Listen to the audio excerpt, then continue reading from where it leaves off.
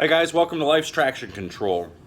There's been quite an uproar on Facebook and social media and everything about the changes that the U.S. Open has made, or that USBC's made to the U.S. Open. Anybody who's followed along social media and my social media pages knows that I am a very big fan of what they are doing. And so are many, many other professionals in the sport. The problem is we can't define, and when I say professionals, do we really know who we're talking about?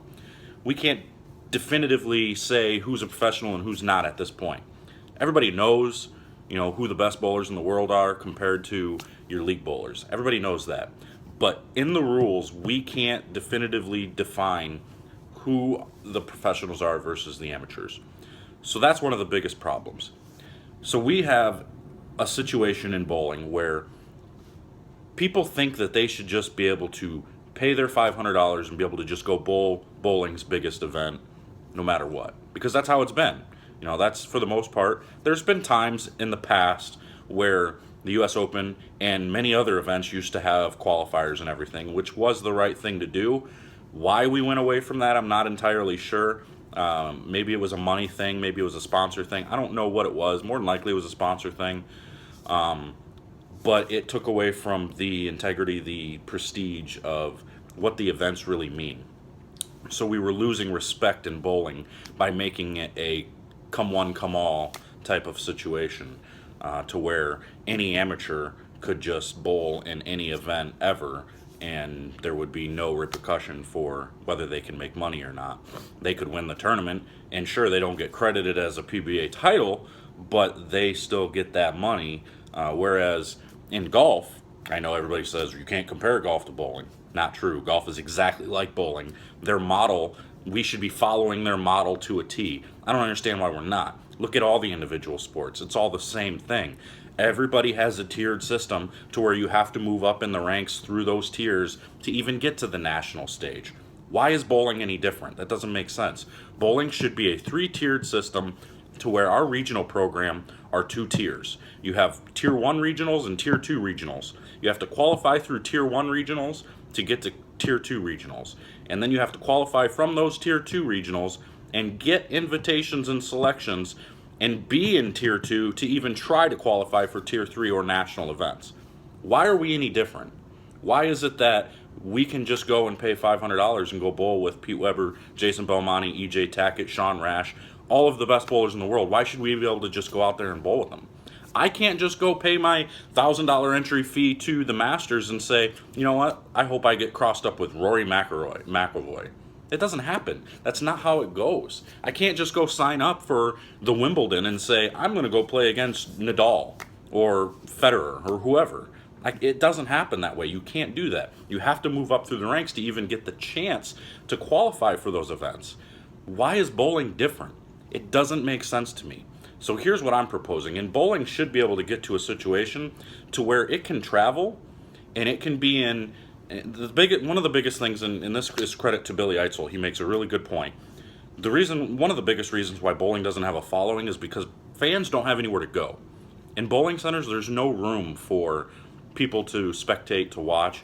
Columbus was one of the biggest and packed houses I've ever seen, and it was maybe 100 people, 150 at most, standing in the back watching bowling. So there's just not enough room. So we somehow, some way, and I know it takes a lot of money there, but the goal should be to get into convention centers for every single event, kind of like USBC's does for every single event. But it doesn't need to be just about bowling. Like, it's not just about the bowling. Yeah, we want people there. We're going to sell tickets at the door to get people in, but there needs to be side attractions.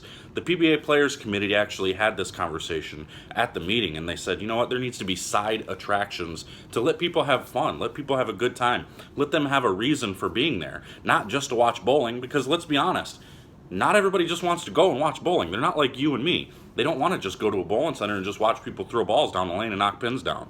It's not how it is in the world, People go out to all these golf tournaments. Sure, they're watching golf, but they're doing all kinds of other stuff too. There's beer tents, there's beer holes, there's win a car holes. I mean, there's all kinds of things. So we should have other attractions there. I'm not saying make it a carnival and have all kinds of hooting and hollering and noises and stuff, but there has to be something that we can do to get these events Make them actual special events and advertise them in the convention centers. Make them for families. Make them for people that want to come out and spend the money to come in and do these things. Yeah, I know it costs a lot of money. Where's the money going to come from? But that's the goal down the road, I would say, is to get to a situation like that. Because then we have a stadium. We have a huge stadium with grand seating where you can get 20,000 people in there to watch these events. Are there 20,000 people who would watch bowling? I don't know. But you could fill those events by doing special events and by doing special giveaways. And what if we gave away a car? What if you bought an insurance policy to give away a car during the event? Advertise it that you can win a car. You know, who knows? I mean, maybe you can get people to pack those stadiums. We don't know. But the goal is to tier the events, follow the models of the other individual sports, because that's the way to go. Why are we different? We don't have the money that every other individual sport, including darts, fishing, golf, X Games, bodybuilding, all these things are so much better off financially than what bowling is. But yet our model is so far off base compared to all those other individual sports. And why is that? It just doesn't make sense to me. So I propose a 3-tiered system. The 2 tiers being the regional program, the 1 tier being the 3rd tier being the national stage. Sure, there can be other small events to like qualifiers and stuff to get into those other events, but I don't see the need. There needs to be restrictions on A, getting a PBA membership, tighter restrictions, and B, even being allowed to bowl in these tiered events. Well, the 2nd and 3rd tier event. You have to move up through the 1st tier to get to the 2nd tier, and so on. You can't just buy your entry and go and bowl in the US Open. That's not how it is, and that's not how it should be. So, and again, now this is just all my opinion. I could be wrong. I don't think I am. A lot of people would agree with me, especially a lot of the guys out on tour. But it's a tough situation. It's not like we can just go and say, okay, this is how it's going to be. We're just going to flip it all, change it right now. Tiered system. Nobody's allowed to bowl any amateur events. Otherwise, you have to become professional. I mean, you can't do it because then people would be so upset and so mad. Look at the uproar from the U.S. Open just on these small changes. I mean, not showing the pattern caused one of the biggest uproars I've seen, and now you do this, and it's causing another uproar. But we're noticing that not showing the pattern didn't take away from entries. They did just fine. They're doing just fine. Look at the Masters, filled out again. Didn't show the pattern. Now we're making the changes to better the sport, and people are throwing a giant fit. I just don't get it. We need to start following other individual sports that have all this money. If you want money involved, we need to do the right thing. I'm out of here. I might go live a little bit later, take some questions, and maybe we'll chat a little bit. And I'll try to give you my opinion on what I think could be steps to go in the right direction. I could be wrong. I could be right. Who knows? But we can just talk about it. We don't need to get into a big uproar and try to, fight each other about, what's right and what's wrong. That's why I love some of the conversations I have with guys like Billy Eitzel and Brian Regan and Mike Flanagan. They get it because they're just trying to help bowling. They're having these events because there's not enough money in the world. There's not enough money in bowling for people to compete for. So they make these events for us to be able to compete and make more money. That's awesome. And I appreciate those guys doing that.